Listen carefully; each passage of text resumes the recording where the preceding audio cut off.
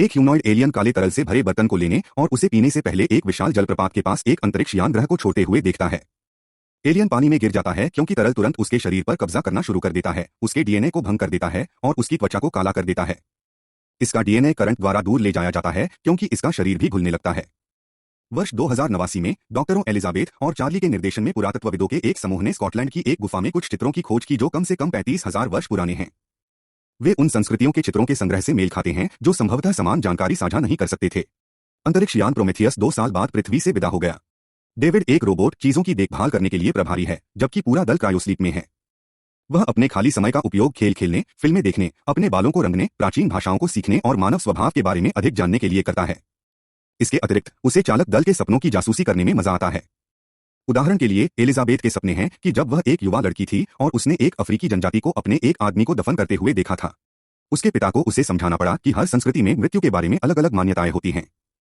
2 साल की यात्रा के बाद जब जहाज अपने गंतव्य पर पहुंचता है तो डेविड पूरे भाड़े के सैनिकों और वैज्ञानिक दल को जगा देता है। भले ही कैप्टन जेने क्रिसमस ट्री भी लगाते हैं क्योंकि वे छुट्टियों से चूक गए थे, सभी को दुष्प्रभावों से उबरने और कुछ भोजन प्राप्त करने का समय मिलता है। मेरेडिथ यह सुनिश्चित करने के प्रभारी व्यक्ति की हर कोई अपने कर्तव्यों को सही ढंग से निभा रहा है, इसे बेवकूफी मानता है। मेरेडिथ वेलैंड कॉर्पोरेशन के सीईओ पीटर की एक होलोग्राफिक रिकॉर्डिंग बजाती है जो कंपनी मिशन संक्षिप्त शुरू होने से पहले इस अभियान को वित्त पोषित कर रही है। वह बताते हैं कि डेविड उनके बेटे के सबसे करीब है और जब तक वे इसे देखेंगे तब तक वह मर चुके होंगे। जब एलिजाबेथ और चार्ली उनके साथ एक सिद्धांत के साथ शामिल हुए तो पीटर ने इस अभियान को वित्त पोषित किया क्योंकि वह हमेशा जानना चाहते थे कि हम कहां से आए हैं और जब हम मरते हैं तो क्या होता है। डॉक्टर फर्श पर ले जाते हैं और उन चित्रों के बारे में बात करते हैं जो उन्हें मिले थे, जो एक स्टार मैप दिखाते थे जो उन्हें सूर्य के साथ एक ग्रह तक ले जा सकता था जो जीवन का समर्थन कर सकता था, जो कि अब वे वही हैं। हालांकि चालक दल के बाकी सदस्यों को संदेह है। उनका मानना है कि यह नक्शा कुछ एलियंस द्वारा पीछे छोड़ दिया गया था जिसे एलिजाबेथ इंजीनियर के रूप में संदर्भित करती है क्योंकि उनके सिद्धांत में कहा गया है कि वे ही थे जिन्होंने मानव जाति का निर्माण किया था। मेरेडिथ डॉक्टरों को अपने निजी क्वार्टर में आने के लिए बुलाती है जहां कुछ सेकंड बाद उसका अपना मेडिकल पॉड और self content life support system होता है। मेरेडिथ बताती है कि वह पीटर के लिए ऐसा कर रही है और उसे नहीं लगता कि गुफा के नोटों का कोई मतलब है, इसलिए यह सुनिश्चित करना उसकी जिम्मेदारी है कि पैसा बर्बाद न हो। तथ्य यह है कि डॉक्टर किसी से बात नहीं कर सकते हैं। यदि वे जीवन पाते हैं तो उन्हें आश्चर्य होता है कि वे आखिर क्यों आए। डेविड ने पिछले 2 वर्षों में दर्जनों प्राचीन भाषाओं का पुनर्निर्माण किया है और निश्चित है कि वह इंजीनियरों के साथ संवाद कर सकता है। हालांकि जब वह ग्रह को संदेश भेजता है तो कोई भी प्रतिक्रिया नहीं देता है। चालक दल के निर्णय लेने के बाद कि यह उतरने का समय है, जहाज बिना किसी गर्मी या रेडियो संकेतों को देखे बिना वातावरण में घूमता है, जिससे यह संकेत मिलता है कि नीचे कोई सभ्यता नहीं है। हालांकि जहाज एक ऐसे स्थान पर उतरता है जिसे चार्ली सीधी रेखाओं के रूप में पहचानता है जो जमीन पर स्वाभाविक रूप से नहीं बन सकती है। डेविड एक सूट पहनता है जबकि चालक दल अभियान के लिए तैयार हो जाता है, भले ही उसे इसकी आवश्यकता नहीं है क्योंकि उसे मनुष्यों के साथ मिश्रण करने के लिए बनाया गया था। समूह वाहनों की एक श्रृंखला में एक गुंबद जैसी संरचना की यात्रा करता है जो कि भूविज्ञानी फिफील्ड निश्चित है कि खोखला है, हालांकि वह अनिश्चित है कि यह प्राकृतिक है या नहीं। एक बार अंदर फिफील्ड 2 विशेष जांच भेजता है जो पूरे क्षेत्र को मैप करता है और उन्हें गलियारों की एक श्रृंखला को नेविगेट करने में मदद करता है। वे पानी के एक ऐसे स्रोत की खोज करते हैं जो सूरज की रोशनी से गर्म होता है और जब वे गहरी खुदाई करते हैं तो इसमें स्वीकार्य को 2 स्तर होते हैं। जबकि यह बाहर से पूरी तरह से जहरीला है, यह इस स्थान के अंदर सांस लेने योग्य प्रतीत होता है। चार्ली अपने हेलमेट को हटाने का मौका लेता है, यह पुष्टि करने के लिए कि सब कुछ ठीक है क्योंकि वह इस धारणा के तहत है कि ये एलियंस टेराफॉर्मिंग कर रहे थे। उसके बाद हर कोई खोज जारी रखने के लिए अपने हेलमेट को हटा देता है और डेविड को अजीब गुंडों और विभिन्न प्रतीकों से ढकी एक दीवार का पता चलता है जिसे वह अपने भाषा कौशल का उपयोग करके सक्रिय करता है। चालक दल गलियारों के माध्यम से चलती आकृतियों के अचानक होलोग्राम का अनुसरण करता है जब तक कि वे दरवाजे के बगल में पड़े एक एलियन के शरीर में नहीं आते हैं जिसने उसे मार डाला। फिफील्ड और जीव विज्ञानी मिलबर्न जहाज पर लौटने का फैसला करते हैं क्योंकि वह बता सकते हैं कि चीजें खतरनाक हो रही हैं और एक भूविज्ञानी की जरूरत नहीं होगी। डेविड दरवाजा खोलने का प्रबंधन करता है जबकि डॉक्टर शरीर की जांच करते हैं और दूसरी तरफ वे एलियन के सिर को उत्कृष्ट संरक्षण की स्थिति में पाते हैं। शेष चालक दल द्वारा अधिक शवों की खोज की जाती है, यह दर्शाता है कि प्रजातियां विलुप्त हो चुकी हैं। एक मोनोलिथिक ह्यूमनॉइड हेड मूर्ति, छत पर भित्ति चित्र और पत्थर के सिलेंडरों के संग्रह के अलावा इस कमरे में कीड़े भी हैं जो दर्शाता है कि वहां जीवन संभव है। जैसे ही एक सिलेंडर काला कार्बनिक पदार्थ छोड़ना शुरू करता है, डेविड ने नोटिस किया कि दूसरों को पसीना आ रहा है। क्योंकि एलिजाबेथ भित्ति चित्रों को देख रही है जो बदलने लगे हैं, उसने ध्यान नहीं दिया। वह और चार्ली दूर जाने के लिए सिर पर थैला डालना शुरू कर देते हैं क्योंकि उनका मानना है कि उन्होंने कमरे में माहौल बदल दिया है और डेविड एक सिलेंडर चुरा लेता है क्योंकि उसे पता चलता है कि गुफा एक मकबरा है। मेरेडिथ उन्हें रैंप बंद करने से पहले वापस आने के लिए 15 मिनट का समय देती है और जेनेक डॉक्टरों को बुलाकर उन्हें आने वाले खतरनाक तूफान की चेतावनी देता है। चालक दल गुफा से बाहर निकल जाता है और समय पर जहाज पर वापस जाने के लिए जितनी जल्दी हो सके ड्राइव करता है। हालांकि एलिजाबेथ विदेशी के सिर को पकड़ने के लिए वापस जाती है क्योंकि वह वाहन से गिरता है जिससे तूफान उसे टक्कर मारता है और जहाज में घुस जाता है। चार्ली हवा के माध्यम से कार चलाकर उसे बचाने की कोशिश करता है, लेकिन वह भी फंस जाता है और डेविड को अंततः तारों के एक सेट के साथ उन्हें दूर करना पड़ता है। चालक दल तब अपने शरीर और हैंगर को कीटाणुरहित करना शुरू कर देता है, केवल यह पता लगाने के लिए कि मिलबर्न और फिफिड अभी तक वापस नहीं आए हैं। यह पता चला है कि गुफा के भीतर 2 वैज्ञानिक खो गए हैं। जनक उनसे संपर्क करने में कामयाब हो जाता है और उन्हें सूचित करता है कि तूफान ने उन्हें उठाने से रोक दिया है और उन्हें सुबह तक इंतजार करना होगा। जबकि टीम द्वारा सिर की नसबंदी की जाती है, एक त्वरित परीक्षा से पता चलता है कि यह एक एक्सोस्केलेटन नहीं बल्कि एक हेलमेट है। वे उसके मस्तिष्क में एक स्टेन लाइन चलाने का निर्णय लेते हैं ताकि उसे यह सोचने में मदद मिल सके कि जब वे इसे खोलते हैं तो यह जीवित है और इसके माथे पर नई कोशिकाओं के साथ एक ह्यूमनॉइड एलियन सिर की खोज करते हैं। तरकीब काम कर जाती है और चेहरा इशारे करने लगता है। हालांकि चीजें जल्दी गलत हो जाती हैं और अत्यधिक उत्तेजना के कारण यह फट जाता है। एलिजाबेथ उस नमूने की जांच करती है जो उसने सिर से लिया था और यह जानकर प्रसन्न होती है कि इसका डीएनए एक व्यक्ति से मेल खाता है। यह इंगित करता है कि उनका सिद्धांत सही था और इन लोगों ने मानव जाति का निर्माण किया। दूसरी ओर डेविड एक क्रायोस्लीप पॉड में जाता है जो एक अद्यतन प्रदान करने के लिए एक गूढ़ व्यक्ति रखता है। मेरेडिथ एकमात्र व्यक्ति है जो इसके बारे में जानती है और वह जहर के साथ मांग करती है कि डेविड उसे बताए कि दूसरे व्यक्ति ने क्या कहा। डेविड का दावा है कि उन्हें केवल कड़ी मेहनत करने के लिए कहा गया था। उसके बाद डेविड अपने साथ लाए गए निजी सिलेंडर की जांच करता है और उसे कई कैप्सूल मिलते हैं जिनमें एक काला तरल होता है। जैसा कि वे विचार करते हैं कि वे अपनी इच्छा के उत्तर प्राप्त करने के लिए कितनी दूर जाएंगे, उसे एक विचार आता है और वह चार्ली के पास पीने के लिए जाने का फैसला करता है। उसके बाद चार्ली उसके साथ एलिजाबेथ के कमरे में आता है और एलिजाबेथ उसे डीएनए समाचार के बारे में बताती है। वे प्रफुल्लित होकर जश्न मनाते हैं।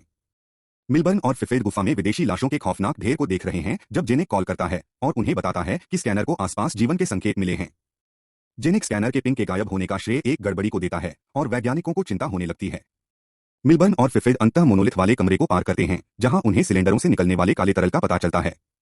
जब मिलबर्न पास आता है तो सरीसृप जैसा एलियन उसे तोड़ने के प्रयास में खुद को अपनी बाह से जोड़ लेता है, पानी में अपनी उपस्थिति से उन्हें आश्चर्यचकित कर देता है। जब फिफिड जीव को काटने में मदद करने की कोशिश करता है तो एलियन उसके हेलमेट पर संक्षारक तरल पदार्थ छिड़कता है जो प्लास्टिक के माध्यम से खाता है और उसके चेहरे तक पहुंचता है। जीव मिलबर्न के सूट में प्रवेश करता है और उसे मारता है क्योंकि फिफिड दर्द से ग्रस्त है। अगली सुबह चार्ली बीमार महसूस करता है और अपनी आंखों में कुछ अजीब देखता है। जेनिक ने सभी को फोन करके बताया कि तूफान गुजर चुका है, लेकिन वह वैज्ञानिकों से संपर्क नहीं कर पा रहा है, इसलिए वे उनकी तलाश में जाएंगे। डेविड वादा करता है कि वह जांच का पता लगाएगा और समस्या को ठीक करेगा क्योंकि उसके आदमी स्कैन में भी गड़बड़ी का पता नहीं लगा सके। दूसरी ओर डेविड जानबूझकर पीछे रहता है जबकि समूह गुफा की खोज करता है और मेरेडिथ के लिए जो देखता है उसे रिकॉर्ड करते हुए अपने रास्ते का अनुसरण करता है। हजारों सिलेंडरों और विदेशी कवच के साथ एक दूसरे कमरे को खोजने के बाद वह गलियारे के माध्यम से बहुत सारे क्रायोस्लीप कैप्सूल वाले कमरे में जाता है। कमरे के केंद्र में एक मशीन को चालू करने से पहले जो उसे इंजीनियरों के होलोग्राम दिखाता है जो एक स्टार मैप को देख रहा है जिसमें पृथ्वी शामिल है, डेविड मेरेडिथ को बाधित करता है। डेविड ने नोटिस किया कि शो के बाद क्रायोस्लीप कैप्सूल में से एक चमक रहा है क्योंकि इसके अंदर अभी भी एक जीवित इंजीनियर है। उनकी खोज के दौरान चार्ली यात्रा करना जारी रखता है और एलिजाबेथ ने नोटिस किया कि वह बीमार है, लेकिन वह बनी रहती है। वे अंत में मिलबर्न के शरीर का पता लगाते हैं और जैसे ही वे इसकी जांच करने के करीब आते हैं, छोटे विदेशी सरीसृप छलांग लगाते हैं और फिसल जाते हैं। हालांकि फिफिड कहीं नजर नहीं आ रहा है। चार्ली उस बिंदु पर वास्तव में बीमार महसूस करना शुरू कर देता है, इसलिए एलिजाबेथ सभी को चार्ली को संगरोध करने के लिए वापस जाने के लिए कहती है। जब तक वे जहाज पर वापस आते हैं तब तक चार्ली की त्वचा काली पड़ने लगती है और मेरेडिथ उन्हें हैंगर में फ्लेमेथ्रोवर के साथ रोक देती है क्योंकि वह चार्ली पर सवार नहीं होना चाहती। जेनिक और एलिजाबेथ उसके साथ बहस करना शुरू कर देते हैं, लेकिन चार्ली मेरेडिथ के पास इस उद्देश्य से चलता है कि वह उसे जमीन पर गिरा दे, जबकि एलिजाबेथ पीड़ा में देखती है क्योंकि उसे लगता है कि उसका कोई भविष्य नहीं है। डेविड यह सुनिश्चित करने के लिए एलिजाबेथ पर परीक्षण करता है कि चालक दल को कुछ क्षण बाद संगरोध में रखे जाने के बाद चार्ली ने उसे संक्रमित नहीं किया।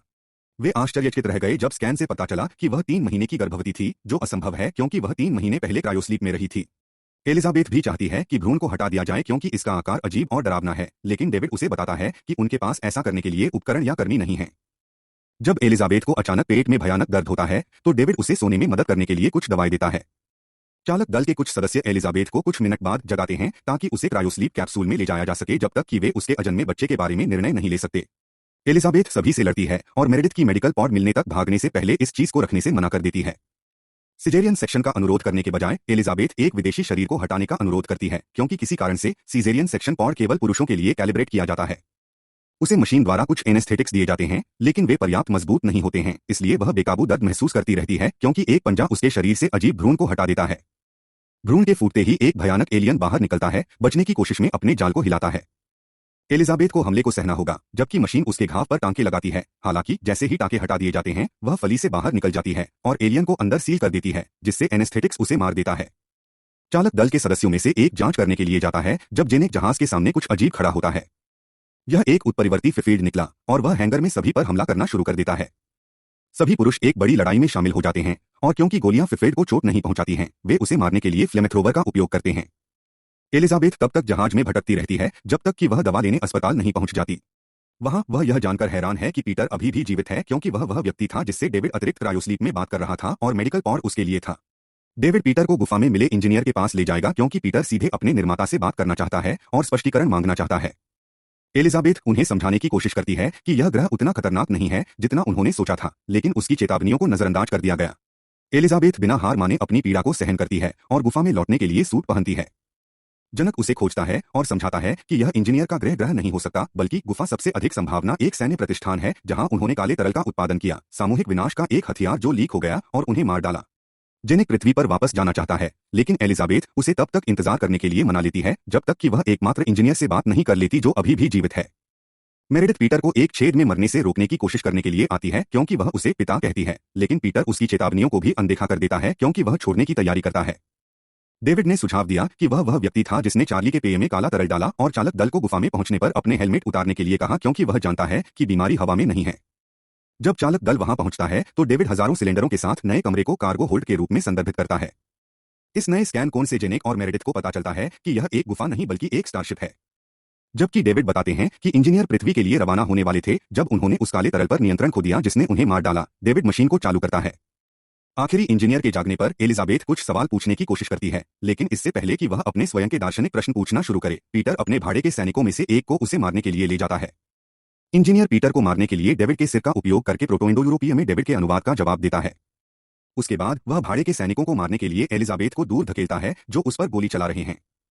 मेरेडिथ जहाज पर डेविड की आंखों के माध्यम से पीटर की मौत को देखने के बाद जेनेक को ग्रह छोड़ने के लिए सब कुछ तैयार करने का आदेश देती है।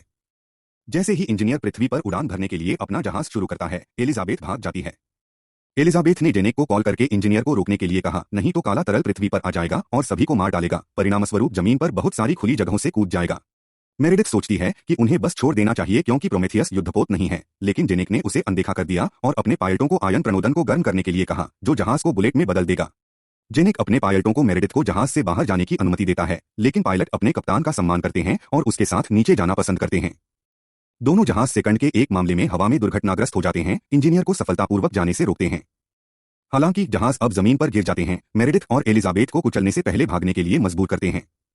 एलिजाबेथ एक चट्टान के बगल में छिपकर जीवित रहने का प्रबंधन करती है, लेकिन मेरेडिथ बहुत धीमी है और मर जाती है। उसके बाद एलिजाबेथ कुछ आपूर्ति लेने के लिए प्रोमेथियस में प्रवेश करती है और वह वहां कुछ शोर सुनती है। वह खुद का बचाव करने के लिए एक कुल्हाड़ी पकड़ने के बाद जांच करने जाती है और पता चलता है कि उसकी विदेशी संतान मेडिकल पॉड से बच निकली है और बड़े आकार की हो गई है। डेविड उस समय एलिजाबेथ के संपर्क में आता है और उसे दौड़ने के लिए कहता है, लेकिन बहुत देर हो चुकी होती है। एलिजाबेथ की मौत हो जाती है जब इंजीनियर उसे दीवार के खिलाफ धक्का देता है। विदेशी संतान को जाने दिया जाता है जब एलिजाबेथ जल्दी से सोचती है और उसके पीछे का दरवाजा खोलती है और वह तुरंत इंजीनियर पर कूद जाती है। एलिजाबेथ के भाग जाने के दौरान उसकी संतान एक ओविपोसिटर के साथ इंजीनियर को वश में कर लेती है। डेविड ने एलिजाबेथ को फोन किया जो जहाज के बाहर खराब हो रही है। वह उसे बताता है कि इंजीनियरों के पास और भी जहाज हैं और वह उन्हें चला सकता है। एलिजाबेथ डेविड के शरीर के साथ साथ उसके सिर को बचाने के लिए जाती है, लेकिन उसका एक अनुरोध है, वह पृथ्वी के बजाय इंजीनियरों के ग्रह पर जाना चाहती है और डेविड इससे सहमत है, भले ही वह यह नहीं समझता कि वह जवाबों के लिए इतनी बेताब क्यों है। एलिजाबेथ पिछली बार पृथ्वी को यह बताने के लिए प्रोमेथियस वापस जाती है कि डेविड और एलिजाबेथ ग्रह छोड़ने के लिए एक विदेशी जहाज पर सवार होने से पहले क्या हुआ था। एक क्षण बाद मृत इंजीनियर से एक काला एलियन निकलता है। यह पुष्टि करता है कि यह कहानी रिप्ले से पहले की है।